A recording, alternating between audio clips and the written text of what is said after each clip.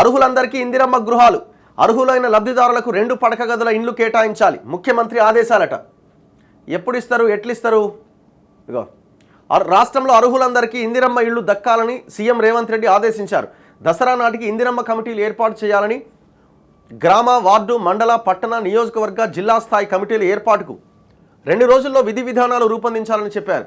రాజీవ్ స్వగృహ పథకం కింద నిర్మించి నిరుపయోగంగా ఉన్న బ్లాక్లు, గృహాలను వేలం వేయాలని సూచించారు. 2 పడక గదుల ఇండ్ల లబ్ధిదారుల ఎంపిక పూర్తయినా ఎందుకు అప్పగించలేదని ప్రశ్నించారు. బుధవారం ఇక్కడ మంత్రి పొంగులేటి శ్రీనివాసరెడ్డితో కలిసి ఇందిరమ్మ ఇండ్ల నిర్మాణంపైన సీఎం సమీక్ష నిర్వహించారు. పీఎం ఆవాస్ యోజన కింద గృహాల మంజూరులో ఇతర రాష్ట్రాల కన్నా తెలంగాణ వెనుకబడి ఉన్నది. ఈ ఏడాది ఇచ్చే ఇండ్లలో ఎక్కువ వాటా లభించేలా చర్యలు తీసుకోవాలి. పీఎంఏవై కింద రాష్ట్రానికి రావాల్సిన బకాయిలు రాబట్టాలి.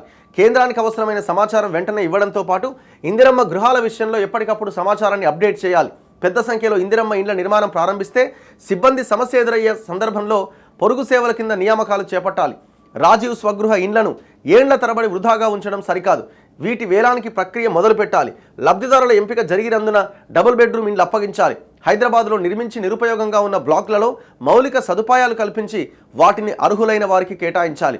ఈ సమావేశంలో సీఎం సలహాదారు వేం నరేందర్ రెడ్డి, మిగతా వాళ్ళంతా పాల్గొన్నారు. సింపుల్ ఎగ్జాంపుల్, మీరు గీడ జవహర్ నగర్ దగ్గర రాజీవ్ స్వగృహ ఇండ్లని కట్టిరు, చాలా అద్భుతంగా కట్టిరు.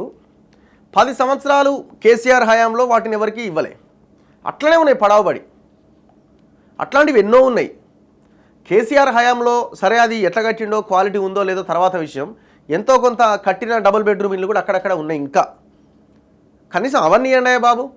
ఇప్పుడు మీరు అంటున్నారు అర్హులైన ప్రతి ఒక్కరికి ఇందిరమ్మ ఇండ్లు అంటున్నారు. మీరు నియోజకవర్గానికి 3500 ఇండ్లు కొత్తవి కడతామని అన్నారు. 3500కు సరిపడా బడ్జెట్ మీరు మొన్న బడ్జెట్లో కేటాయించలేదు. మీరు కేటాయించిన బడ్జెట్ చూస్తే 1500 ఇండ్లకు మించి వచ్చే అవకాశం లేదు. మరి ఎవరికి ఇస్తారు అవి?